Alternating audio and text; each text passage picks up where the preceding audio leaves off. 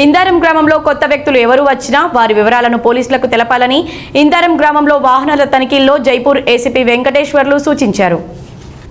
Ramagundam CP Mancherial DCP ఆదేశాల మేరకు Jaipur police station పరిధిలోని ఇందారం గ్రామంలో పోలీస్ ఆధ్వర్యంలో నిర్వహించిన కమ్యూనిటీ కాంటాక్ట్ కార్యక్రమం నిర్వహించారు. ఈ కార్యక్రమంలో జైపూర్ ఏసీపీ వెంకటేశ్వర్లు పాల్గొని గ్రామ ప్రజలతో మాట్లాడి ఆ ప్రాంతంలో ఉన్న సమస్యలను అడిగి తెలుసుకున్నారు. ఏదైనా సమస్య ఉంటే డైల్ 100కు కాల్ చేసి గానీ స్థానిక పోలీసుకు సమాచారం అందించాలని కోరారు.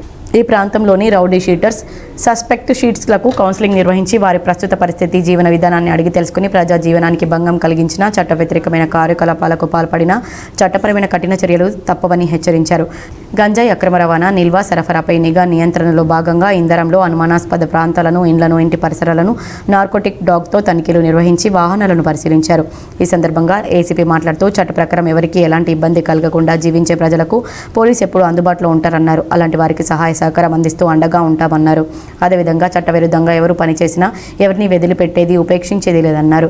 అసాంఘిక కార్యకలాపాలకు పాల్పడే వారిని తప్పకుండా జైలుకు పంపిస్తామని ఏసీపీ హెచ్చరించారు. మా సిపి గారి ఆదేశానుసారం రామగుండం మరియు డీసీపీ మంచిర్యాల గారి ఆదేశానుసారం ఈ ఇందారం పల్లెని ఇందారం ప్రజలందరికీ కూడా పేరు పేరున మా ధన్యవాదాలు తెలియజేస్తున్నాం. దాదాపు 200 మంది మా ఫోర్స్తోని మా సిఎస్ శ్రీరాంపూర్ గారు, మా ఎస్ఐ శ్రీరాంపూర్ మరియు జైపూర్ ఎస్ఐ గారి ఆధ్వర్యంలో ఈ ఇందారం గ్రామాన్ని చుట్టుముట్టి కార్డన్ కటాఫ్ పార్టీ పెట్టి కార్డినెన్స్ వచ్చి రెవెన్యూ వాళ్ళు ఉత్తర ప్రకారంగా చేయడం జరిగింది. ముఖ్యంగా ఈ ఇందారం చేయడానికి కారణం ఏంటంటే ఈ విలేజ్ రోడ్డు మీద, హైవే మీద ఉండడం, తరచుగా ప్రమాదాలకు గురి కావడం.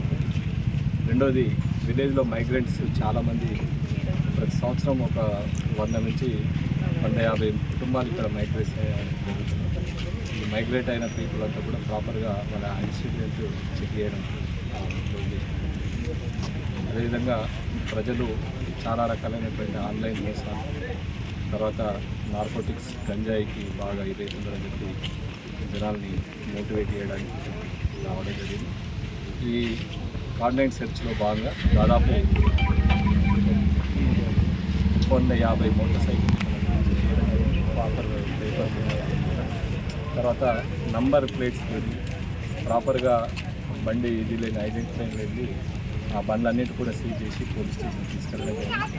ఆ నంబర్ ప్లేట్స్, తర్వాత తగిన పేపర్స్ ఉన్న వెహికల్స్ తీసుకొని వస్తే అది కూడా పనిచేయడం జరుగుతుంది. దయచేసి ఈ నెంబర్ లేని ప్లేట్స్ ఎందుకు చెప్తున్నామంటే, నెంబర్ ప్లేట్స్ ఏంటంటే చాలా మట్టుకు దొంగతనాలు, స్నాచింగ్ అన్నీ కూడా ఇలాంటి వెహికల్స్ వాళ్ళని వాళ్ళు దొంగలు తీసుకొచ్చి స్నాచింగ్ చేసి పారేసుకోవడం జరుగుతుంది. ఇది ఎక్కడో ఆ వెహికల్ మనం కొన్నట్టయితే మన మీద, మనం నడిపినట్టయితే మన మీద కూడా తీసే అవకాశం ఉంటుంది. కాబట్టి అలాంటి ఎవరైనా మీకు బ్రోకర్ గారు వస్తే నంబర్ ప్లేట్ లేండి, ప్రాపర్గా నంబరింగ్ లేని అందరినీ కొనకాయి. చాలా మట్టుకు ఏం చేస్తుందంటే ఇప్పుడు సెకండ్ హ్యాండ్ వెహికల్స్ అన్నీ కూడా ఇట్లాంటి కాలం చెందిన వెహికల్స్ అన్నిటి కూడా పల్లెటూరులో వచ్చి 10,000కి బండి అయినసరికి మన యువకులు తక్కువ మంది తీసుకుంటున్నారు. అది ఏ క్రైమ్ ఉంది, ఏం కథ, దాని యాక్సిడెంట్ కూడా ఎవరు చెక్ చేయట్లేదు. కాబట్టి దయచేసి యువతకి ఏంటంటే ఈ నంబర్ లేని ఏ వెహికల్ అయినా కానీ, ఆటో కానీ, తర్వాత మోటార్ సైకిల్స్ కానీ, ఏ వెహికల్ కూడా మీరు కొనకూడదు. అలాంటి వాళ్ళు ఎవరైనా నమ్మినట్టయితే మాకు తెలియజేయవలసింది. అదేవిధంగా అవుట్స్కట్స్ విలేజ్లలో ఇండ్లు చాలా ఉన్నాయి.